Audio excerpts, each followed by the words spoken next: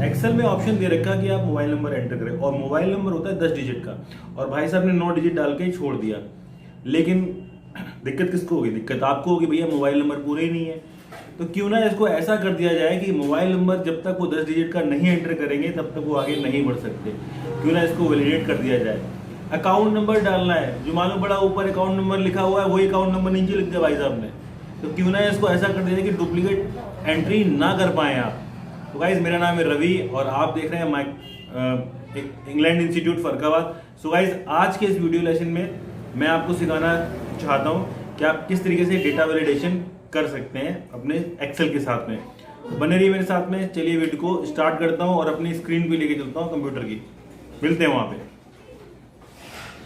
सो दोस्तों हम आ चुके हैं अपने कंप्यूटर की स्क्रीन में, और जैसे कि आप देख रहे होंगे मैंने एक फॉर्मेट बना रखा है जिसमें लिखा है पहला सीरियल नंबर आपको एंटर करना है। सेकंड में ऑप्शन दे रखा है कि आपको अपना नेम, फिर जेंडर, फिर मोबाइल नंबर, फिर आधार कार्ड, फिर date of birth, appointment time और टोकन नंबर। मैंने इस टाइप के ऑप्शंस दे रखे हैं, आपको ये चीजें एंटर करनी है। लेकिन होता क्या है, जहां पे नाम लिखना है मालूम पड़ा वहां भाई साहब कुछ और लिख दे रहे हैं, जहां जेंडर लिखना है वहां पे स्पेलिंग गलत कर दे रहे हैं। आप क्या क्या ठीक करोगे? क्यों ना इसको वैलिडेट कर दिया जाए ताकि यही चीज वो एंटर करे जो चीज की हमें जरूरत है। तो उसको गाइस सीखने के लिए हम यूज करते हैं डेटा वैलिडेशन। बहुत ही आसान है, जुड़े रहिए।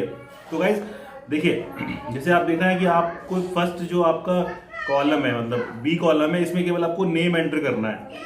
केवल नेम चाहिए आपको। तो पूरे ही कॉलम को आप सिलेक्ट कर लीजिए। आप यहाँ पर ऊपर क्लिक करके यहाँ पे भी सिलेक्ट कर सकते हैं। ठीक है, आपको पूरी एक्सेल में ही लगाना है वो सिस्टम।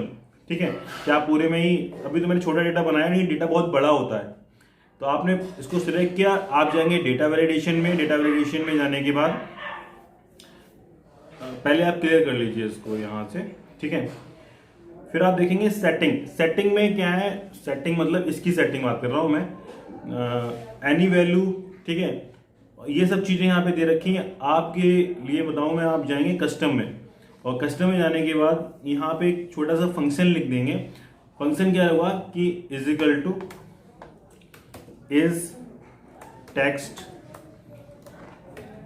ठीक है, और ये सेल दे देंगे आपकी ये वाला।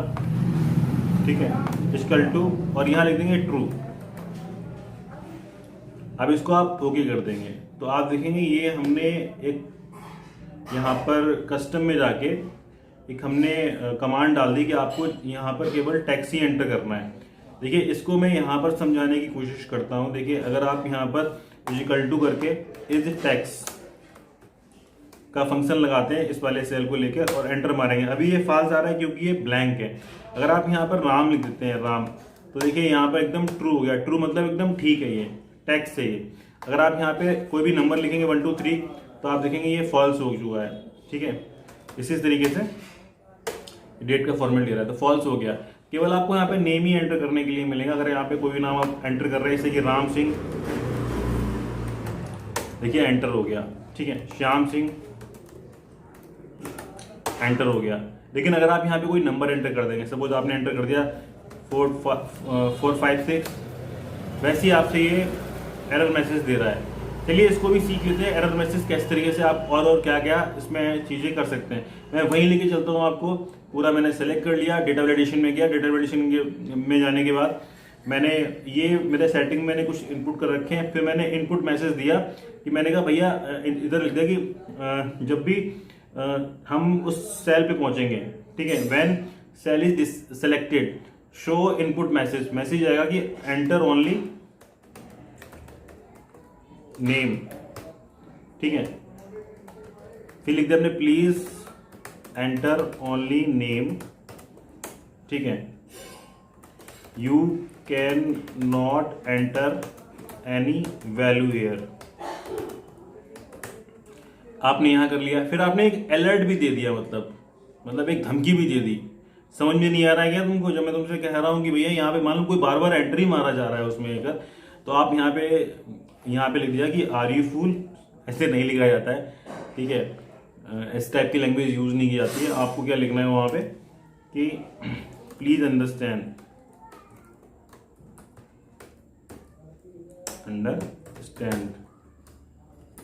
Enter only value. और आपने यहाँ पे ओके कर दिया।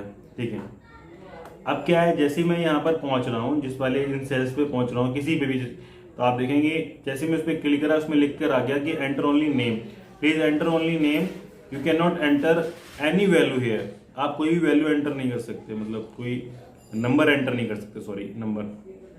ठीक है, तो उसको सही कर लीजिएगा। यहाँ पर आप कुछ भी करेंगे तो देखिए इस तरीके से 1 2 3 आपने एंटर किया तो एंटर, ये आपको एरर मैसेज भी दे रहा है, please understand enter only value.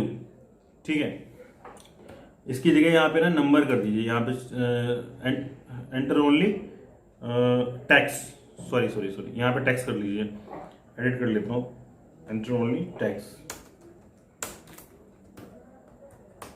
और यहाँ पे फिर से कुछ चेंजेस कर देते हैं, you can not enter any number, और इसको हमने ओके कर दिया। तो इस तरीके से आपने ये कर दिया। ठीक है, अच्छा अब हम बात करते हैं जैसे कि श्याम सिंह, आपको पता है कि ये मेल है भैया। ठीक है, तो आपने मेल लिख दिया, और राम सिंह आपको पता है ये मेल है, लेकिन किसी ने MELE लिख लिया, मेल ही लिख लिया। अब बड़ा परेशान हो गया यार, कहीं कहीं मतलब यही ठीक करते रहेंगे क्या, तो क्यों ना इसको हम ऐसा ऑप्शन दे दें कि आप मेल और फीमेल ही एंटर कर पाएँ। सपोज आपने यहाँ पे पूजा लिख दिया, ठीक है, और पूजा लिखने के बाद फीमेल लिखना है आपको, तो अब किसी ने फीमेल की स्पेलिंग लिख दी, मालूम पड़े उसमें ई है उसने हटा दिया, ऐसे लिख दिया, तो क्यों ना इसको हम एक फॉर्मेट दे दें ताकि वही चीज़ उसमें एंटर कर पाएँ। उसके लिए सीखिए, जुड़े रहिए। आपने क्या करना है,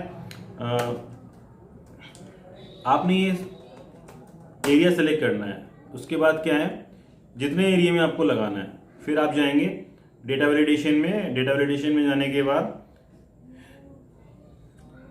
फिर आप सेटिंग्स में जाएंगे, फिर आप यहाँ पर ऑप्शन देखेंगे लिस्ट का, आप यहाँ पे लिस्ट क्लिक करेंगे और फिर आप यहाँ पे लिख देंगे जो भी आपको चाहिए। सपोज आपको चाहिए मेल, कॉमा लगा के फिर आप लिख दीजिए फीमेल। इसी तरीके से आप इसमें कॉमा लगाइए और लिख दीजिए जो जो चीज़ आपको चाहिए। इसका देखिए फ़ायदा क्या होता है, जैसे आप इसको ओके करेंगे वो चीज़ ड्रॉप डाउन में आ जाती है। जैसे आपने यहाँ पे क्लिक किया और यहाँ पे आने के बाद देखा आपने कि ये मेल आ गया, ये मेल आ गया, ठीक है, ये फीमेल आ गई, आगे जो भी आपने लिखा, सीता नाम लिखा, सीता फीमेल किया आपने, तो आपकी ना मिस्टेक्स होने के चांसेस कम हो जाते हैं। ठीक है, क्लियर है। नेक्स्ट जो बहुत ही ज़्यादा इंपॉर्टेंट है, इसकी बात कर लेते हैं। जैसे आपने यहाँ पर मोबाइल नंबर एंटर करना है। अब बहुत से लोग गलतियाँ करते हैं कि मोबाइल नंबर 9 डिजिट का एंटर कर देते हैं। इसको सीखिए बहुत ही बारीकी तरीके से।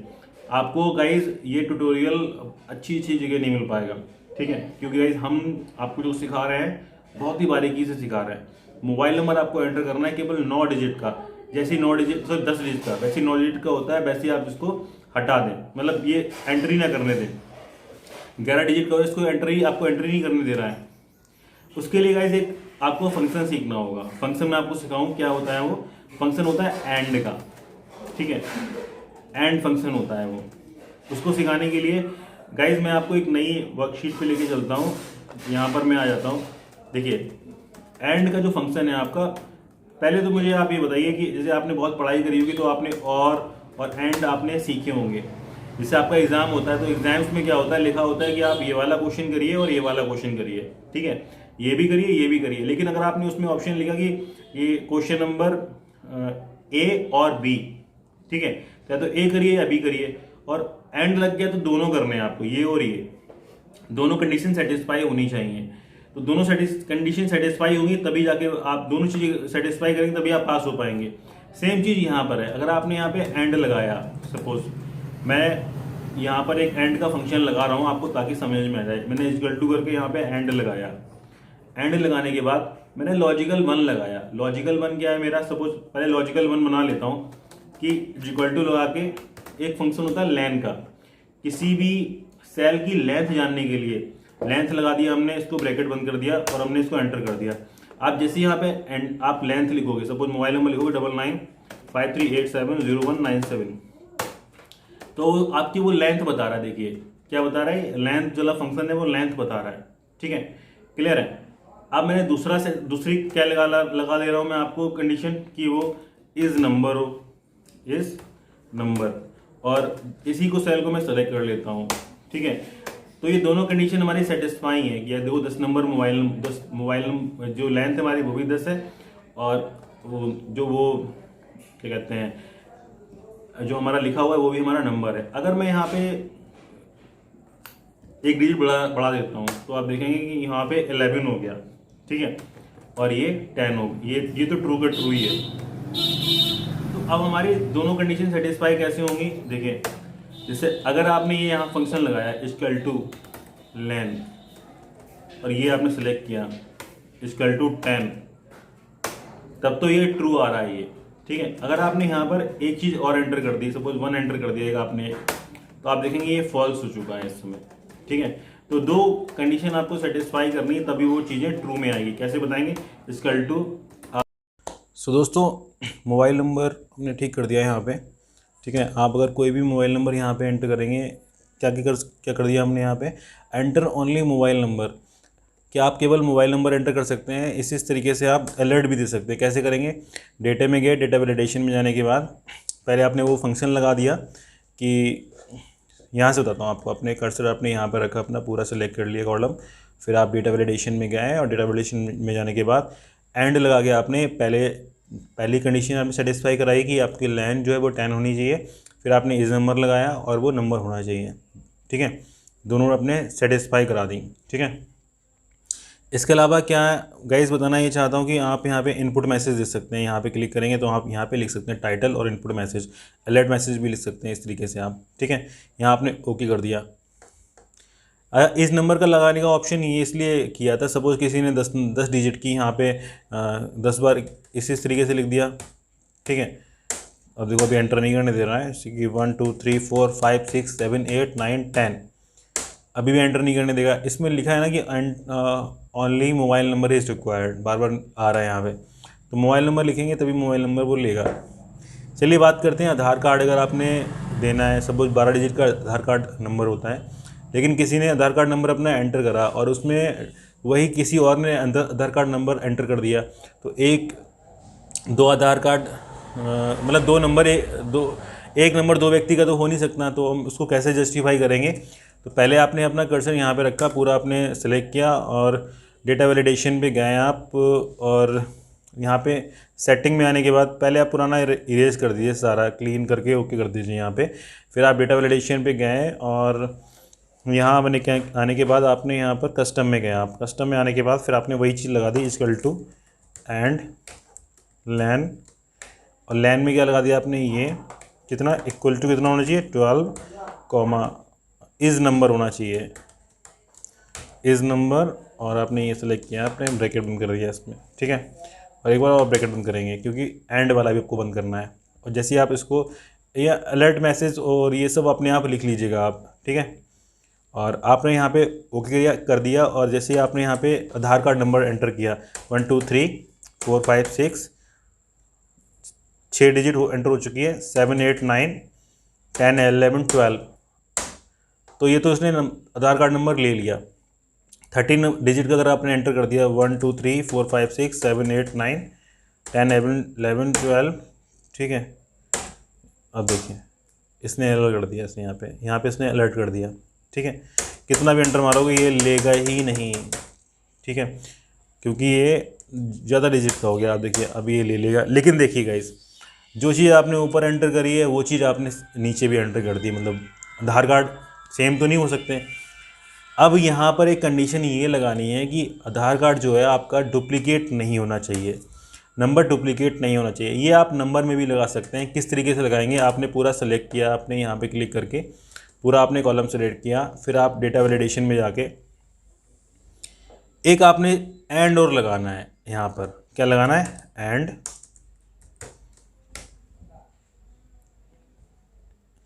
कि एक तो कंडीशन हमारी ये सेटिस्फाई हो, दूसरी कंडीशन क्या सेटिस्फाई हो, एक ही बार आए मतलब। तो उसके लिए गाइस एक फंक्शन होता है काउंट इफ़, उसको भी मैं सिखाऊंगा काउंट इफ़ को, अभी समझ लीजिए। COUNT count if. Count if लगाने के बाद आपको ये पूरा का पूरा कॉलम सेलेक्ट करना है इस तरीके से, कॉमा, फिर आपको E1 लिख देना है यहाँ पे, ठीक है। मैं किस लिए करेंगे ये आपको बताएंगे हम, ठीक है। इक्वल टू 1, अभी आप इतना सीख लीजिए, इस तरीके से आपको करना है।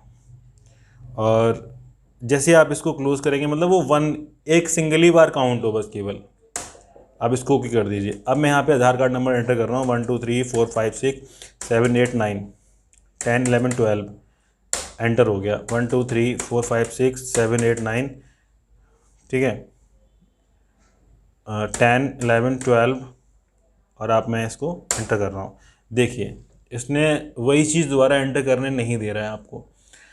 आप इनपुट मैसेज डाल सकते हैं अपने हिसाब से कि डू नॉट एंटर, मतलब this count is already entered, पहले से ही एंटर हो रखा है, फिर से एंटर मत करिए। किसी चीज़ में भी आप लगा सकते हैं। एक बार देख लीजिएगा, दोबारा से वीडियो को दोबारा देखेंगे तो आपको और अच्छे से क्लियर हो जाएगा।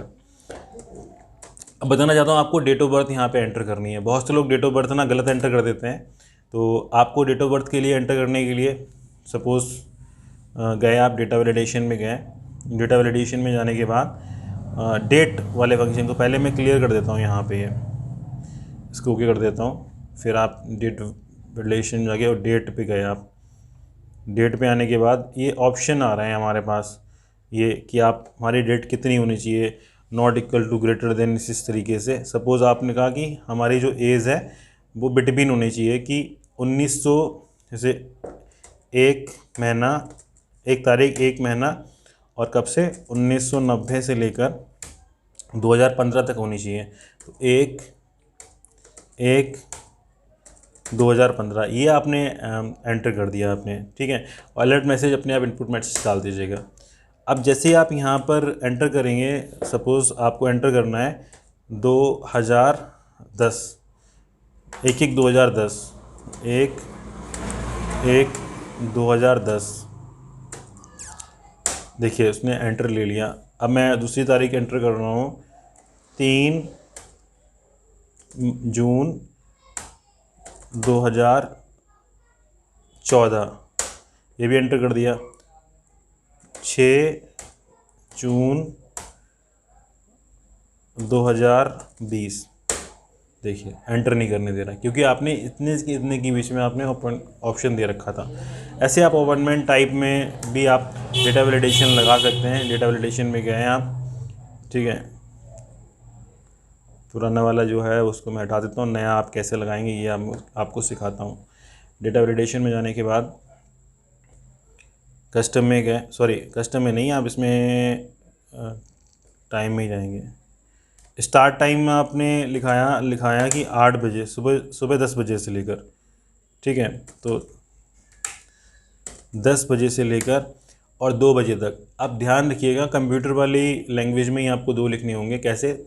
12 के बाद, क्योंकि 24 घंटे होते हैं इसमें, तो 12 के बाद 13 और 14 मतलब 2 बजेंगे। तो आपने यहाँ 14 लिख दिया, ठीक है। 14 लिखने के बाद आप इसको जैसे ही ओके करेंगे तो आपकी टाइमिंग यहाँ पे एंटर हो चुकी है। अगर आप यहाँ पे 9 बजे की अपॉइंटमेंट डाल रहे हैं, 9:20 की किसी की अपॉइंटमेंट डाल रहे हैं, देखिए वो एंटर नहीं करने देगा क्योंकि हमारा टाइमिंग जो स्टार्ट हो रही है वो 10 बजे से स्टार्ट हो रही है, ठीक है। 10 बजे उसने ले लिया। ऐसे टोकन नंबर है, टोकन नंबर आपने कहा सर मैं ना इतने से इतने के बीच में ही लोगों को देखूँगा, ठीक है। तो आपने पूरा कॉलम सेलेक्ट कर लिया, ऊपर क्लिक करके डेटा वैलिडेशन में गए। डेटा वैलिडेशन में जाने के बाद इसको आपने क्लियर कर दिया, पुराना वाला जो है। आप क्या है, डेटा वैलिडेशन में जाने के बाद यहाँ पर आप आए और डेटा वैलिडेशन में क्लिक किया तो इस तरीके से आपने होल नंबर एंटर कर दिया कि होल नंबर हमारा क्या है, होल नंबर 1 से लेकर और हम 50 तक, ठीक है। इतने ही बस केवल टोकन वाले लोग आए हमारे पास। तो जैसे ही अगर आप यहाँ 50 एंटर करेंगे तो 50 तो एंटर ले लेगा, लेकिन 51 करेंगे तो वो एंटर नहीं करने देगा। तो गाइज़ ये था आज का क्लास। आई होप ये वीडियो आपको बहुत अच्छा लगा होगा। और डेटा वैलिडेशन की ये पहली सीरीज़ है, मैंने पिवट टेबल की सीरीज़ बनाई हुई है। आपने अगर हमारा चैनल नहीं देखा है तो आपको लिंक मिल जाएगा डिस्क्रिप्शन में, नहीं तो आप हमारी प्लेलिस्ट को भी विजिट कर सकते हैं। तो गाइस जुड़े रहिए हमारे साथ में और सीखते रहिए, क्योंकि सीखना बंद और जीतना बंद। माइक्रोसॉफ्ट एक्सेल इतना ज़्यादा पावरफुल है, कल को कहीं आपको जॉब करनी होगी तो माइक्रोसॉफ्ट एक्सेल में आपका इंटरव्यू देना होगा आपको। चलिए गाइस, मिलते हैं एक नई वीडियो के साथ में, तब तक के लिए गुड बाय, टेक केयर। और हाँ, घर पे रहिएगा, सुरक्षित रहिएगा, घर से बाहर मत निकलिएगा।